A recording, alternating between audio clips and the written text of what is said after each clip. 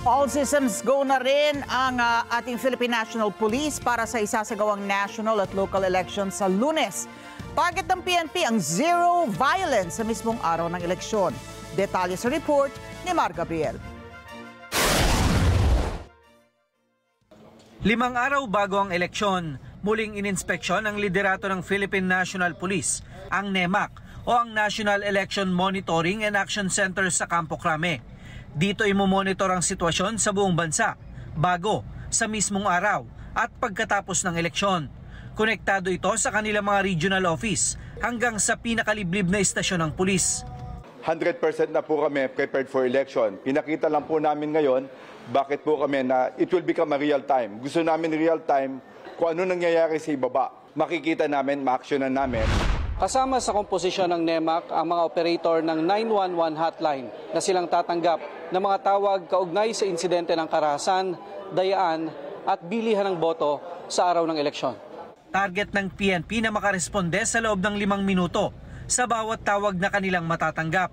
So please, don't use yung ano po, tama po.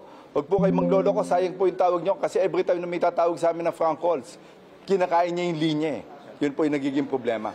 Ayon kay General Marbil, target nila ang zero violence sa mismong araw ng eleksyon. Kaya inatasan niya ang kanilang mga regional director na bumaba sa ground para tutukan ang sitwasyon at ang deployment ng kanilang mga tauhan. I want him to go down. No violence. We use all the means na pahinto po natin lahat ng violence. Walang dapat na killings. Make sure na talagang it will be the honest, orderly, and peaceful election for this midterm 2025. Sabi ko nga lahat ng mga pulis natin, bababa. Ang mga commander na magpapabaya at malulusutan ng karahasan, sisibakin at mahaharap sa kasong administratibo.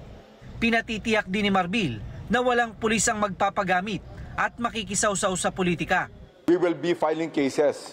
Hindi po matatapos yung election sa amin.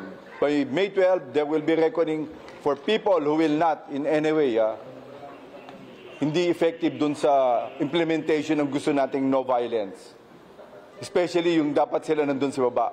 Bukas sisimulan na rin ng PNP ang deployment ng 167,000 mga tauhan nila na magbabantay sa mga polling center sa bansa.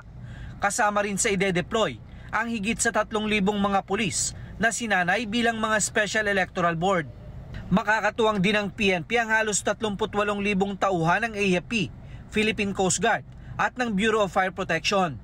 Wala naman daw silang namomonitor na seryosong banta kaugnay sa eleksyon.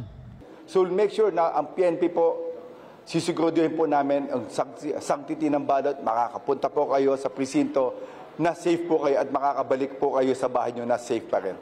Ngayong araw, inactivate na rin ng PNP ang kanilang Media Action Center kung saan magbibigay sila ng real-time update sa mga kaganapan sa buong bansa mula sa Election Day hanggang sa panunumpa ng mga mananalong kandidato. Mar Gabriel para sa Mata ng Agila. Matatag, matapang, matapat.